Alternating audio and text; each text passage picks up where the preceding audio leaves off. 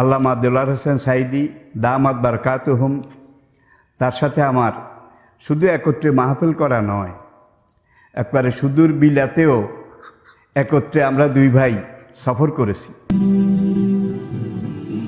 Islamic Voice, follow Islam as your lifestyle.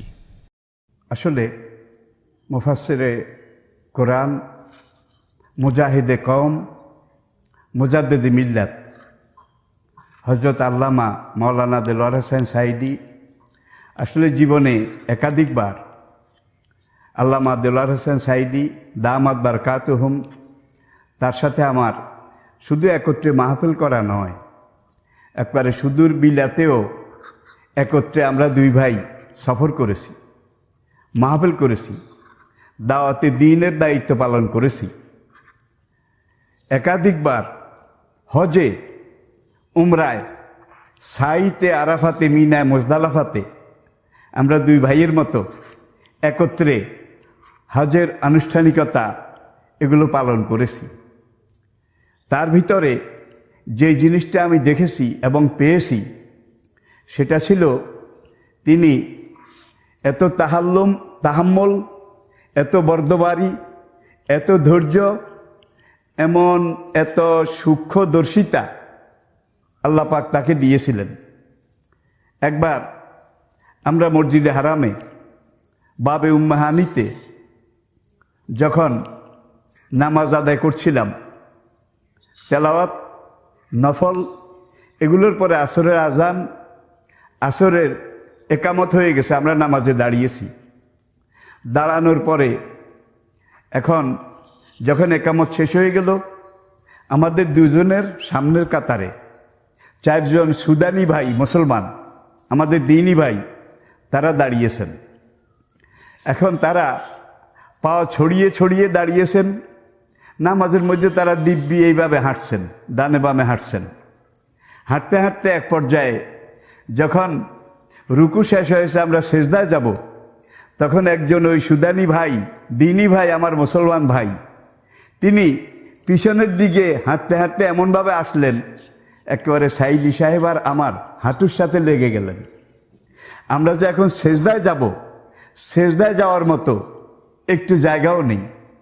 তখন সেজদায় যাওয়ার আগে ভ্রাতৃপ্রতিম, বন্ধুপ্রতিম, ব্যক্তিপ্রতিম আল্লামা সাঈদী দামাত বারকাতুহুম তিনি বাম হাত দিয়ে ওই আফ্রিকান সুদানি ওই ভাইয়ের পায়ে এইভাবে খপ করে একটা থাবা মারলেন। কারণ আমরা সেজদায় যেতে পারছি না, ওই লোক আমাদের হাঁটুর সাথে লেগে গেছে নামাজে হাঁটাহাঁটি করতে করতে। সঙ্গে সঙ্গে দেখলাম ওই সুদানি ভাই তিনি মূল কাতারে চলে গেলেন। আমরা সলাত আদায় করলাম। সলাতের পরে ওই সুদানি ভাই তিনি আমাদের দুইজনকে জড়িয়ে ধরলেন। তাদের আরবি এটা আসলে বোঝারও উপায় নেই, কায়দাও নেই। তারপরে ওই ভাই যা বললেন সেটা হলো আফওয়ান, আফওয়ান, আফওয়ান, আফওয়ান। হ্যাঁ, এরপরে আবার বলছে যে ইংরেজিতে যে মার্সি, মার্সি, মার্সি। যাক, সে ক্ষমা চেয়েছে। ক্ষমা চাওয়ার পরে এখন সে বলল যে সাঈদী সাহেব দামাত বারকাতুহুম তিনি বললেন যে আপনারা নামাজে এইভাবে হাঁটেন কেন? তখন তারা বলে যে আমরা যখন নামাজের নিয়ত করি তখন আমরা কোন জগতে চলে যাই এটা আমরা বুঝতে পারি না। আমাদের ভিতরে এমন একটা চেতনা এসে যায়, এমন একটা হালত এসে যায়, তখন আমাদের মধ্যে যেটাকে আমরা বলি অজদ, তখন এইভাবে আমরা করেছি। তবে আপনি যে আমাকে এই সেজদায় যাওয়ার আগে সিগন্যালটা দিয়েছেন এটাতে আমি খুব খুশি হয়েছি। এখন তারা যে নামাজে দাঁড়িয়েছে একজনও কিন্তু হাত বাঁধে নাই, এইভাবে হাত তাদের সোজা, আমিন জোরে জোরে বলছে। আবার রফিয়াদাইনও করছে, আমরা দুই ভাই কিন্তু করছি না।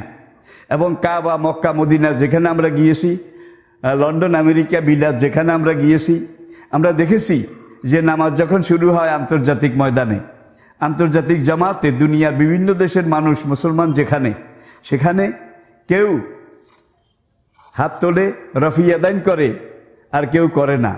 কেউ হাত বুকের উপরে বাঁধে, কেউ নাভির উপরে বাঁধে, কেউ নাভির নিচে বাঁধে, কিন্তু এটা নিয়ে কেউ কাউকে কোনো কথা বলে না। কেউ ইমামের পিছনে কেরাত পড়ে, কেউ পড়ে না, কেউ কাউকে কোনো কথা বলে না। কারণ আল্লাহর কোরআন যেমন মহাসমুদ্র, কোরআনের ব্যাখ্যা রাসূলের হাদিস সেটা আরেক মহাসমুদ্র। সমুদ্রে গভীরতার অভাব নেই, প্রশস্ততার কমি নেই, যার জন্য এক এক সারেং এক এক পথে এক এক রুটে জাহাজ চালিয়ে গন্তব্যের দিকে গিয়েছেন। যখন তারা নির্ধারিত সময়ে গন্তব্যস্থলে পৌঁছেছেন, তাতে বোঝা গেছে রুট সবগুলোই চালু, সবগুলোই ব্যবহার করা যেতে পারে। ইসলামের প্রশস্ততা কিন্তু সাগর মহাসাগরের চাইতে আরও বেশি, গভীরতা ইসলামের মহাসমুদ্রের চাইতে আরও বেশি। সুতরাং আজকে ইসলামের এই মহাসমুদ্রে আমরা যারা সন্তরণ করে বেড়াচ্ছি, আমাদের মধ্যে আজ থেকে প্রায় 40 বছর আগে উত্তরবঙ্গে আমি যখন মাহফিলে যেতাম, সে উত্তরবঙ্গের কয়েকটা জেলায় ওই আজকে সহিহ আকীদা যেটাকে বলা হয় আর কি, সেই আহলে হাদিসের ভাইয়েরা সংখ্যায় বেশি আর হানাফি সংখ্যায় কম। কিন্তু আমরা যে মাহফিলে যেতাম, দেখতাম যে এই আহলে হাদিসের ভাইয়েরা দ্বীনের দায়ী, দ্বীনের রায়, দ্বীনের নকিব, তারা আমাদের চাইতেও দ্বীন কায়েমের এই ময়দানে বেশি অবদান রাখে। ইবলিস এখানে এসে ঢুকে আজকে আহলে হাদিস আর হানাফির মধ্যে এমন একটা ঝগড়া লাগিয়ে দিয়েছে। তারা বলে আমাদের আকীদা সহিহ, আর এগুলা সব জাল, এগুলা সব বেদাত। এগুলা বলে বলে ইসলামী আন্দোলনের, ইসলামী বিপ্লবের যে হিমালয়, যে বিশাল পাহাড়, সেটার মধ্যে কিন্তু আজকে বিরাট ফাটল ধরে গিয়েছে, আজকে বিরাট ভাঙ্গন সৃষ্টি হয়েছে। তাফসির প্রোগ্রাম এটা এমন একটা প্রোগ্রাম যেটা কোনো দেশ, কাল, স্থান, গোত্রভিত্তিক নয়, এটা আন্তর্জাতীয়। কোরআন কোনো ব্যক্তি, কোনো দেশ, কোনো এলাকাকে নিয়ে কথা বলেনি। আইয়ুহান নাস কুলু লা ইলাহা ইল্লাল্লাহ তুফলিহু, হে দুনিয়ার মানুষ তোমরা বলো। তাহলে কোরআন দুনিয়ার মানুষকে নিয়ে কথা বলেছে, আল্লাহ রাসূল দুনিয়ার মানুষকে নিয়ে কথা বলেছেন। কোরআন হাদিস দুনিয়ার মানুষকে তাদের আলোচ্য বিষয় হিসাবে গ্রহণ করে সেইভাবে হ্যান্ডেলিং করেছে। যার জন্যে আমরা তাফসিরের ময়দানে যখন কথা বলি, শুধু কোনো গোত্র, কোনো এলাকা, কোনো সম্প্রদায় তাদেরকে ইন্ডিকেট করে, তাদেরকে লক্ষ্য করে আমরা কথা বলি না, এবং এটা ইসলামের তাকাজাও নয়।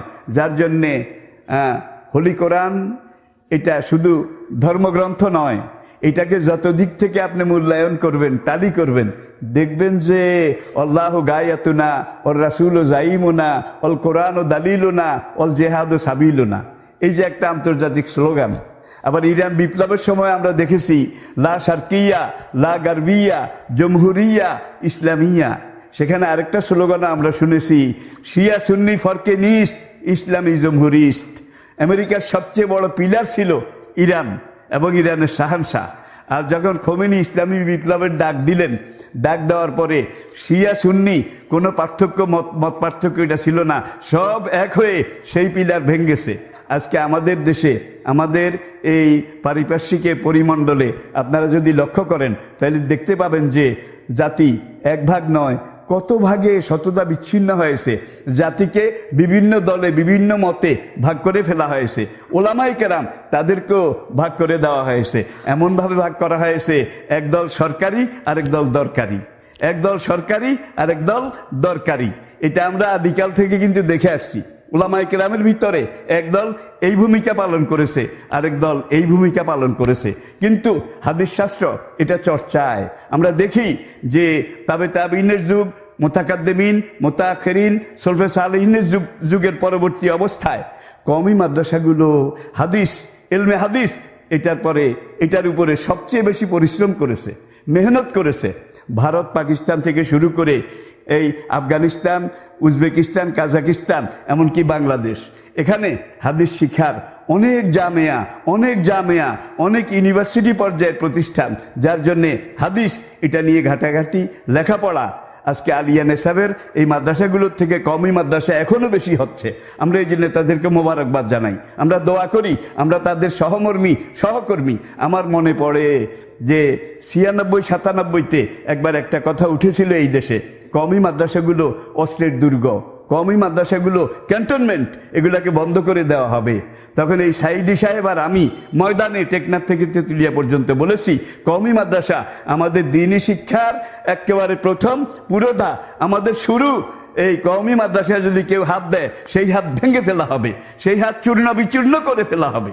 কওমি মাদ্রাসা বন্ধ করার ধমক দিয়েছে, আমরা ময়দানে এত চিৎকার করেছি, এত কিছু করেছি, তাহলে বোঝা গেল আমাদের লেখাপড়া তর্জ তরিকা দুই রকমের হতে পারে। আসলে আমরা এক, কুনু ইবাদাল্লাহে ইখওয়ানা, যার জন্য আজকে কওমি অঙ্গনেও একটা ডিভিশন এটা চলছে, এটা নিয়ে কাদা ছোঁড়া ছুঁড়িয়ে চলছে, সেখানেও ভাগ হয়ে গেছে। তাহলে এইভাবে যদি আমরা ভাগ ভাগ হয়ে যাই তাহলে আমাদেরকে দুশ্মন একটা একটা করে খাবে, একটা একটা করে হজম করবে। এইভাবে করতে করতে এমন এক সময় আসবে যখন আমরা নাই হয়ে যাব, যখন আমরা নাথিং হয়ে যাব। সেই দিকে আমাদেরকে নেওয়ার জন্যে আজকে বিরোধীরা চেষ্টা করছে। এটা আন্তর্জাতিক ইহুদি চক্রান্তের বিরাট একটা অংশ, এটা দাজ্জালের পরিকল্পনার একটা মহাপরিকল্পনার অংশ। আমরা যেন এটা বুঝতে সক্ষম হই। কওমি হন, আলিয়া হন, পীরপন্থী হন, যারাই আলেম, যারা ইসলামের কথা বলেন, তাদের কেউ আলিয়া নয়, কেউ কওমি নয়, কেউ জামাতি নয়, কেউ তাবলিগি নয়, তারা সব আলেমি দিন, তারা সব দিনের দায়ী, দিনের রাই, সব ওলামায়ে কেরাম। এইভাবে এক হয়ে যদি আমরা ডাক দিতে পারি তাহলে বাংলাদেশে ইসলামী বিপ্লব হতে সময় লাগবে না। আর ইসলামী বিপ্লবের সুর যখন অনুরণিত হচ্ছিল তখন মিজানুর রহমানকে এই দেশ থেকে বের করে দেওয়া হয়েছে, এবং পাশ্চাত্য জগৎ বলতেছে যে মিজানুর রহমান আজহারিকে যদি সেই সময় বের করা না হতো তাহলে মুসলমানদের জনস্রোত মাহফিলের মুখী হয়েছিল, এটাকে নিয়ন্ত্রণ করা কারো পক্ষে সম্ভব ছিল না। তবে ভাই, যেই কথা চূড়ান্ত কথা এবং শেষ কথা সেটা হলো ইসলাম ছিল, ইসলাম আছে, ইসলাম থাকবে। যুগে যুগে ইসলামের বিরোধিতা যারা করেছে তারা নিশ্চিহ্ন হয়ে গেছে।